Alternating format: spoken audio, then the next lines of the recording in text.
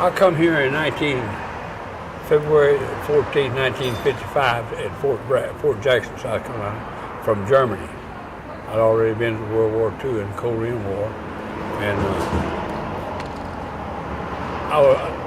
I was a big Tennessee fan. I'm from Tennessee originally, but then I got to go in the game with a guy named Eddie Blackston, that owned a station out at Sumter Highway, in front of the Veterans Hospital, and I worked for him some part-time when I was in the Army.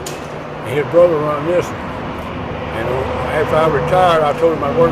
He wanted me to work for him all the time. I told him I'd work for him for 1 year, and I was going into business for myself. But his brother had a heart attack on the 7th of January 1967. No, 69. And he asked me out to come over here and run it, and I've never left. I've been here ever since. His brother passed away, bless his heart, and I took it over 19th day of April, so I've been here since. And never had a slack day in my life here, not one. I always had work. I worked 12 people here, 8 in daytime and 3 and 4 at night, up to 11 o'clock. When you were talking about the pictures you had in there, you said you knew all the boys in those pictures, and they were almost like family to you. All of them just like family, baby. Them boys, when they come to school back in the 60s and 70s,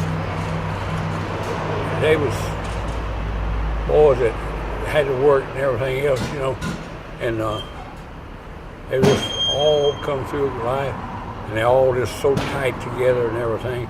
And I'd work on their cars and give them a little break, and I'd give student body a break, so I didn't do anything illegal. As long as you do it for the student body, you can do it for the players too. I mean, as long as you do all of it, you treat them all the same.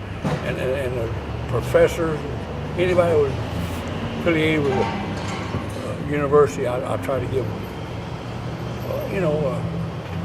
break. Well, I try to give everybody a break, tell you the truth about it. So, I mean, that's just the way I am. I'm just, but I've worked hard here. My family's worked hard. My family's kind of getting down now, but we had a great life here. We used to have parties after every game for a long time. Have 300 and 400 people here. It wasn't nothing to have 500. After so many years here, and this kind of, as you said, it was almost like home to you. You spent so much time here. How hard is it to kind of sort of say goodbye? It's hard. It's really hard. But you gotta take life as it comes. You got what you got, and that's what it is. So I'm gonna be. I'll find something to do. I mean, I'll do something. I'll take a little golf, and I'll go see my friend. I'm just gonna try to make the best I can. Now your wife was telling me a story earlier about how many years ago you were robbed and a man shot you, and you actually were able to fight the intruder off. Tell us a little about what happened that night. Well, we'd closed, and Joe Bauer he was a pilot for the University of South Carolina football and basketball team, and he was up here, and another guy by the name of George Grillo was up here, so we just up here and talked a while and everything, and they left, and I was in there talking to my daughter, which lived in Spartanburg, and I was talking about giving her a car because she'd had a wreck and everything.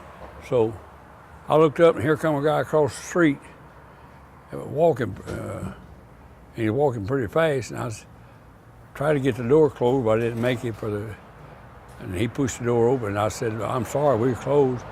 And he just pushed on in, and he bent over to get his gun, and I knew right then when he bent over that he was going for his gun, so I made up my mind right then to go for it too. So I grabbed the gun with my left hand, and I took basic training in 1943, February 43, and we didn't have enough guns to go around, so I took a lot of hand-to-hand disarmament and stuff like that. And 2 hours in the morning, 2 hours in the afternoon, and I'd get a gun 2 hours and each day in the morning, see. So I really thought that was bad. but you couldn't do that, to disarm somebody and everything. Now, I never thought about it anymore, probably 50 years. But when he come in, the minute I went for the gun, everything I was taught in 1943 come back to me. And you see that scar right there? Mm-hmm. I had my hand over his hand, and he had on handling the trigger. And I got my finger behind the trigger, between the trigger and trigger guard, and he was pulling the trigger, but the hammer was hitting back here as a revolver, and it just ate into the bone. They thought I got shot there first, and he finally jerked, and when he jerked, I had on a Gamecock shirt, and it went right through the Gamecock emblem. And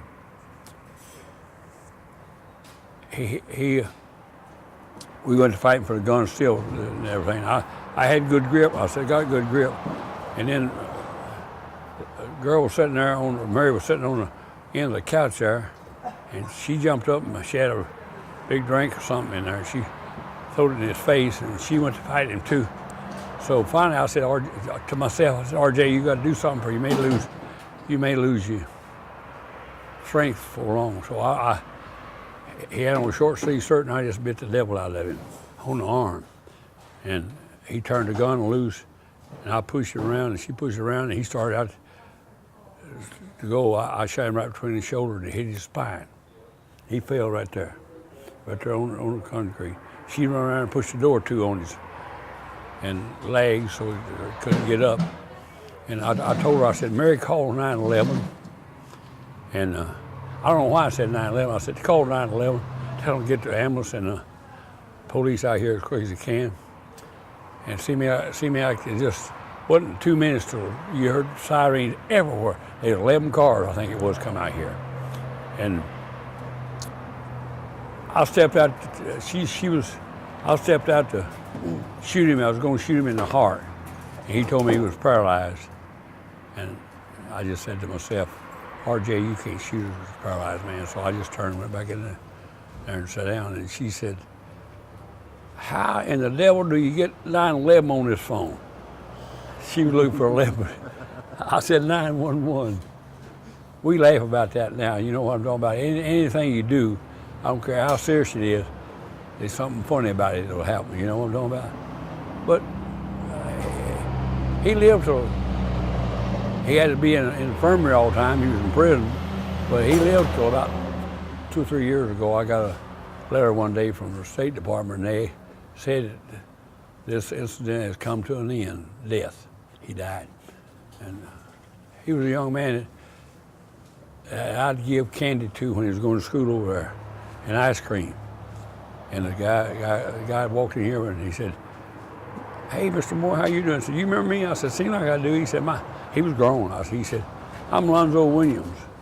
He said, I used to come in here and said, you give us ice cream and candy and stuff, and said, you give us a devil when we get water on the floor. They'd jump up to the fountain and try to hang up there, and they'd get water on the floor. And he said, you ought to, he really said, he said, you ought to kill him. He said, for you to give him gas, you to give him money to get back to North Carolina if he needed it. He said, you're a good man. That's what he told me. So this guy that came here, he used to come through here when he was a little boy? Little boy. And, wow. And I cashed checks, laundry checks for the football players and everybody. $13. I think it's $13. And he'd see me with that money probably. It'd be a handful of money, but it wasn't much money in it for his $1 bill and $5 bills and $10 bills. That's all it was. And you cash him checks, you know. And he probably had that in mind after he got, and he parked the car across the street. We didn't find the car for 3 days. Finally, somebody said about that car, and we went over and looked, and it was from North Carolina, so he stole the car. So. When you think about the many years, you obviously had a lot of good memories, and a situation like that's probably a bad memory. Well, it's a bad memory, but you just got to get the bad memories and go on to the good memories.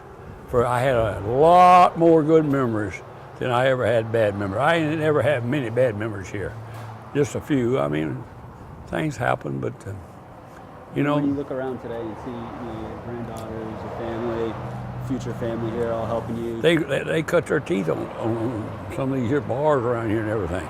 They used to play out here and everything else. But they went with 2 bays when I come here. Now they put 4 bays. We put Exxon put them on for me. How's it make you feel now? You remember them cutting their teeth here as little babies, and now seeing them here help you pack things up and move on to your next venture. If it hadn't been for them, I could have never got it done. I just couldn't have done it. But they come over here, and now they're workers. I mean, they work hard. When you think back through the years, you said you came here as a Tennessee fan, and now you bleed Garnet.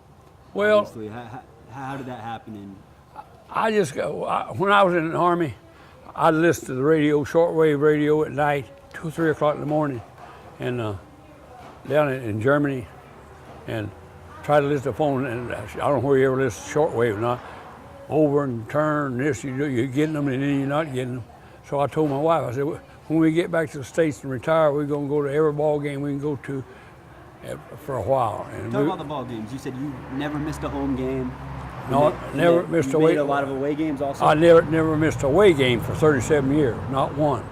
And I only missed 1 home game. I missed the Clemson, Carolina game in 1979. My mother-in-law down in Arkansas passed away, and I was down there, and I had my manager to put the telephone up by the radio up by the telephone, and I listened to it down in Arkansas the last quarter. I was hollering and screaming and going on down there. We beat Clemson 13-9.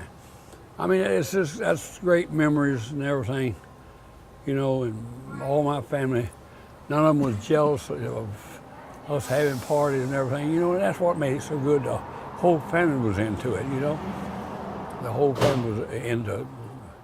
And we all just... what are you going to do with all this? You got amazing things in here. You got pictures of some players that people probably don't even know. What are you going to do with all this stuff? Well, I think maybe they're talking to the university about putting these here pictures and everything, and I do that. They want them, whatever.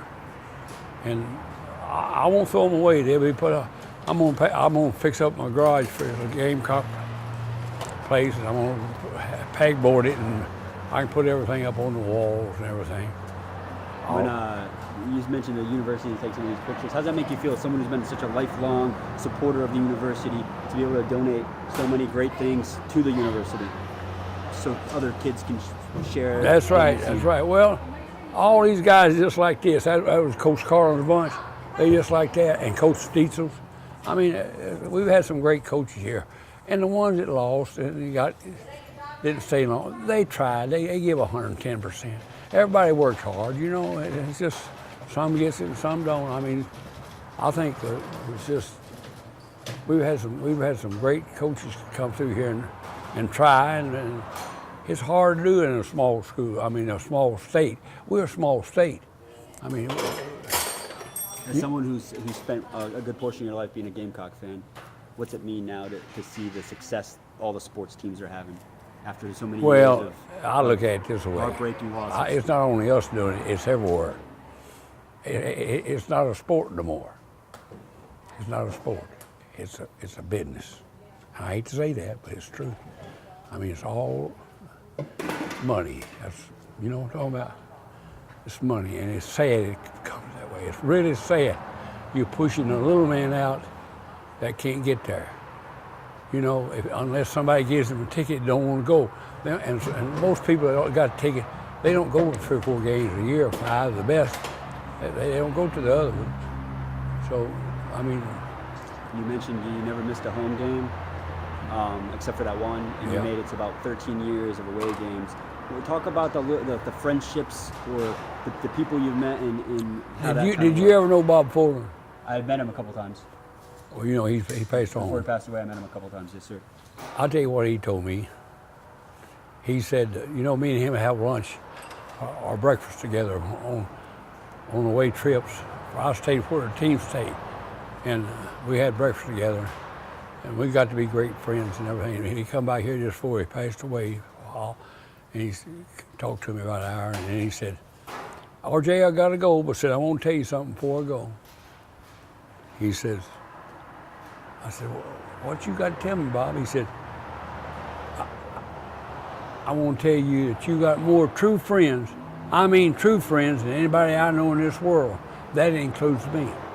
And when he said that includes me, that meant something to me for him to say that, for he'd been all over the world, and I mean, he was the game of the day and everything, you know what I'm talking about? And he says, I said, well, I wouldn't say that. He said, well, I didn't ask you to say that. I told you, I'm telling you. He said, you know the difference in a friend and an acquaintance? I said, well, yeah, I think I do.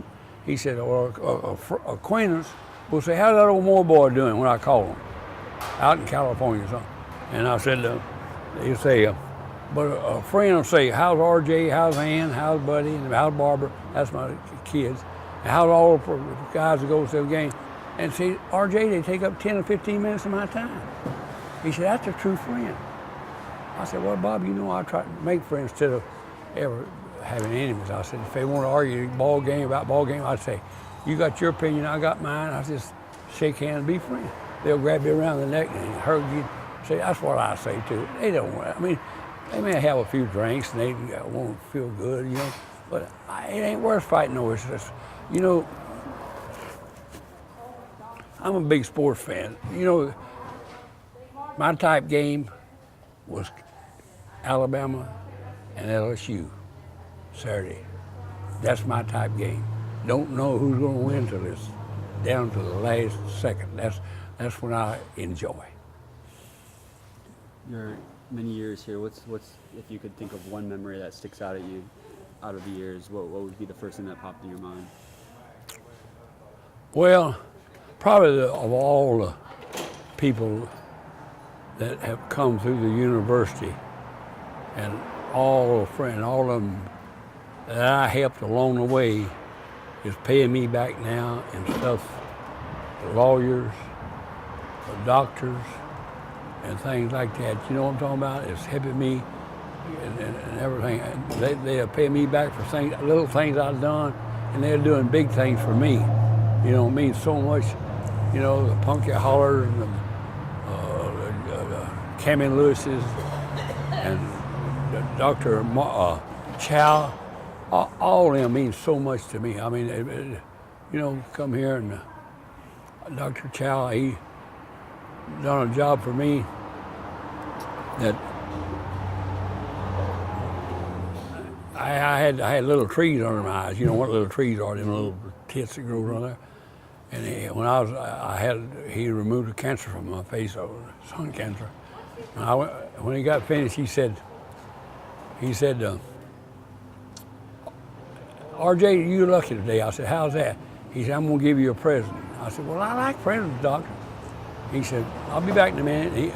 I heard him rattle his instruments, and he come back up there and put them down, and he said, anybody ever tell you ought to get these trees off your eyes, off your face? I said, well, some says do it, some says get them off. He said, we're gonna do it. And he operated and took every one of them off. You can even see a mark on it, I don't think yet. And didn't charge me one penny. I said, well, I got Medicare and I got TRICARE for life. I mean, I got you get your money. He said, it's on me, it's on me. He said, you know why I'm doing it? I said, I don't know why.